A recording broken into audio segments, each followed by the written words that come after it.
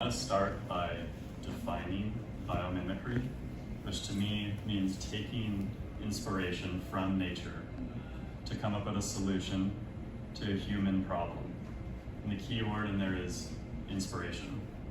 So right now, I want you to ask yourself, where does that inspiration come from?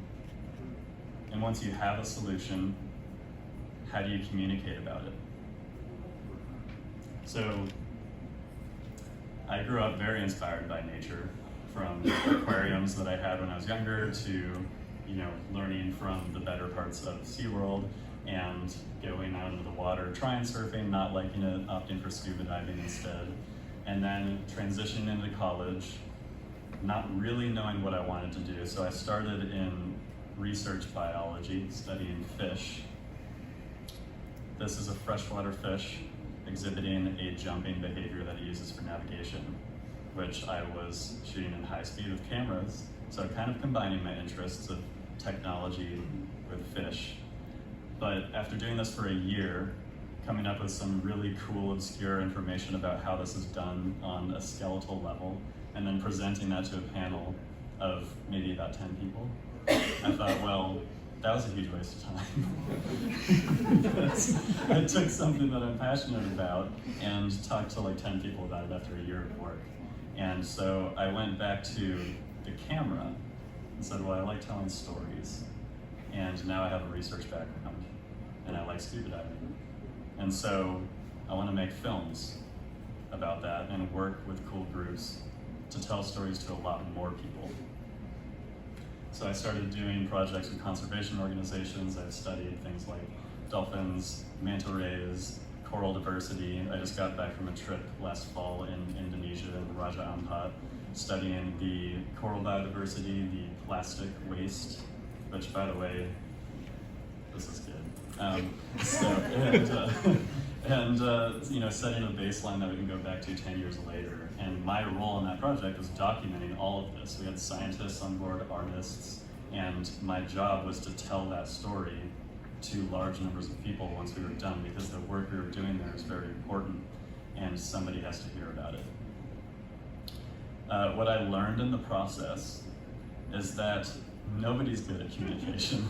I've worked with scientists, I've worked with filmmakers, and everybody has an issue. I mean, as a media maker, we're stuck talking to old people. We pretty much just communicate through TV still in the nature realm, and that demographic is 45 and up now. Scientists are really good at talking to other scientists, okay? Organizations are up there, they kind of know what's going on, but not really. And then all we want to do is talk to these young, creative, diverse people, but nobody can figure out a good way to do it. The result of that is now we have two generations that are more disconnected from nature than any previous generation. Some people blame that on technology. We think that because there are so many innovations in the tech space, people are being distracted, they don't need nature anymore, and maybe that's true. But it doesn't have to be that way. I think that technology could connect us with nature more than we ever have been on a global level. So, I partnered up, that slide's a little off, but we'll go with it. So I believe that there is a way we can do this now following the trends that we see in younger viewers, and they're not watching television anymore, they're on YouTube. Why are they on YouTube? Because they value influencers, people that they can connect with on a more personal level in smaller groups over celebrities, these like giant sort of mythological creatures, right?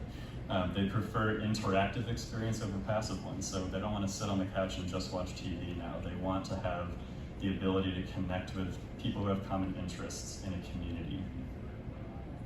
And so if we take advantage of those trends, I believe that we can come up with a platform that can solve the communication problem, and that's exactly what myself and my team have done at Mammalz. So Mammalz is a web and app-based platform for streaming any format of media and for centralizing the community of scientists, storytellers, nonprofits, organizations, all in one space so that we can keep talking about what is most important.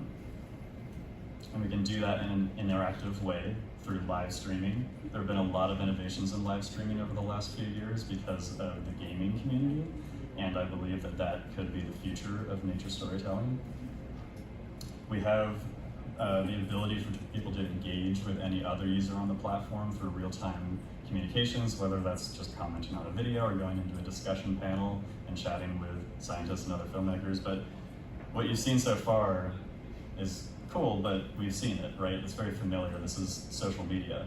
So we're not just taking the best aspects of social media and making it just for nature. We're combining it with a really interesting monetization model that's being taken from a platform called Twitch. So how many people have heard of Twitch? Okay, that's surprising, this is good. So Twitch is a live streaming platform dedicated to people watching other people play video games, which sounds very boring to most of you, I would assume. But the key in there is that they created a community that is so reliant on each other for social interactions and for like sharing these passions they have, that they value that community to the point where they'll spend part of their paycheck every month supporting the content creators and community builders on here. And that model works for people in video gaming because video games are passionate and they have their own social sphere. And so are people, so people who love nature are just as passionate and they have their own social sphere. But right now it's a bunch of little social spheres all over the place. Like we're one right here, but there are hundreds, thousands all over the place, scientists, nonprofits. We just have been working with the 2 river organizations in San Diego. They don't even communicate with each other, and the rivers are like 2 miles apart. And that's because they just have not had an effective way to communicate. So we're taking interactive and engaging content. We're applying these monetization models where the community can support not just the content creators, but the nonprofits, the scientists, so we can make these cool research projects happen.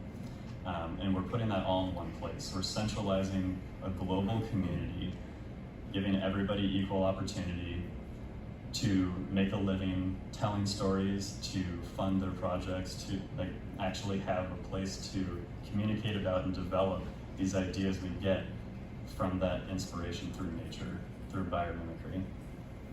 Once we have all those people in one place communicating, it gets really exciting. So I would love to continue the conversation in the context of citizen science once we get to the rest of the panel, but that's all I have for you for now. Great. Yeah. A question for Alex. Sure. So, all the scientists, the nerdy scientists, that are going to upload stuff. Yes. Is there a way for them to upload data as well? I'm so happy you asked that. Yeah, so where we see this going as we're building this community is we're not just centralizing the communications, we're centralizing all of the behaviors that these content creators are making with and the contributions they're making through imagery, audio, video, data, but also there are things like, I was just at DEMA, which is the scuba diving conference last week. There are cameras now that you can take down like a GoPro, but there's one in particular called Paralens, which takes temperature and depth and salinity information as you're diving, logs the dive, you can geotag it, and then when that video is uploaded, that information is also uploaded to their servers, which are then, they already have a deal in place with some like atmospheric organizations to take that and interpret it. And so we're trying to tap into as many innovative technologies like that as possible to make it easy for everybody to be a citizen scientist without having to try. And we want to make those databases accessible to universities and organizations that can use them to start tracking patterns, whether it's to learn more about how climate change is affecting things, or even to start training some of the recognition algorithms to find individuals or species-specific populations amongst all of this, globally shared information, and then, we can, get an idea of what is happening with wildlife trafficking, or establish more efficient protected areas for organisms. So, yeah, we definitely have that intention.